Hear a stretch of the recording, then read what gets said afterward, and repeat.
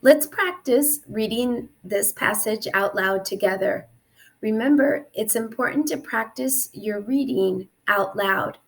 This helps with both reading fluency and your pronunciation.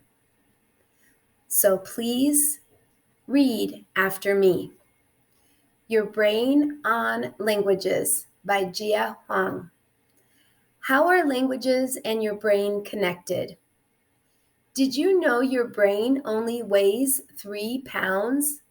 That's only 1 pound more than a pineapple. Your brain might not weigh much, but it is very powerful. Your brain is responsible for many things, including language. You need your brain to process or speak, hear, and understand language. If you are multilingual, your brain changes in interesting ways. Let's learn more about the impact that being multilingual has on the brain. We speak with our mouths, but our brains are responsible for language. Section 1. Language in the brain. How do languages work inside the brain? Many years ago, scientists thought the multilingual brain had separate parts for each language. They also thought there was a limit to how many languages you could learn. However, we now know this is not true. There is no limit to how many languages you can learn. All languages live in the same places in the brain. As a result, the language parts of your brain grow to make room for new languages. This is one of the many interesting impacts that being multilingual can have on your brain. Language areas of the brain. Broca's area uses sounds to form and express language. Angular gyrus understands words and concepts. Wernicke's area processes words and determines meaning.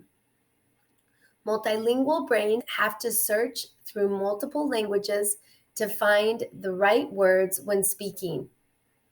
Have you ever tried to say a word in English, but your brain wants you to say it in your native language?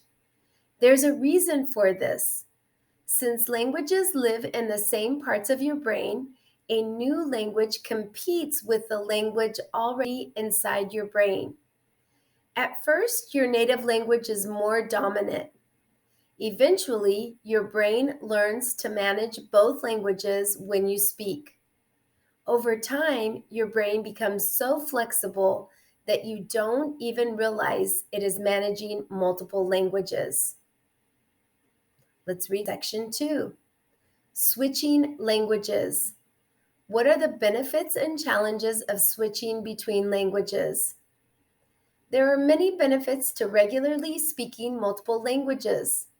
First, different languages connect you to different communities. Your native language connects you to your family and culture. Your current community's language connects you with people like your teachers and friends. Second, speaking multiple languages can benefit students learning English. They can use their native language to make sense of new words or grammar rules. For example, many languages have cognates, or words that look and sound similar in multiple languages. The English word bicycle is bicicleta in Spanish, and Portuguese, bicicleta in Tagalog, and biciclete in Haitian Creole. Students can use their native language to build and grow their new language. On the other hand, constantly switching languages might make it challenging for your brain to use one language. Andres Ortega Cruz is from Honduras, but now lives in Miami. I switch between Spanish and English all the time, Andres says. I only use some words in English and others in Spanish. For example, I'll say, I like your camisa, shirt, and your zapatos, shoes. But when I need to use only English or Spanish, it's difficult and frustrating. If you get used to switching languages constantly, your brain might combine or put together your languages instead of using them separately. This can make it harder to speak only one language at a time.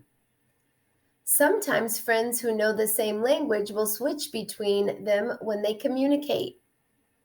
Your brain is essential to language, and the multilingual brain is especially powerful. It is more flexible and can manage multiple languages. How do you use your languages when you speak?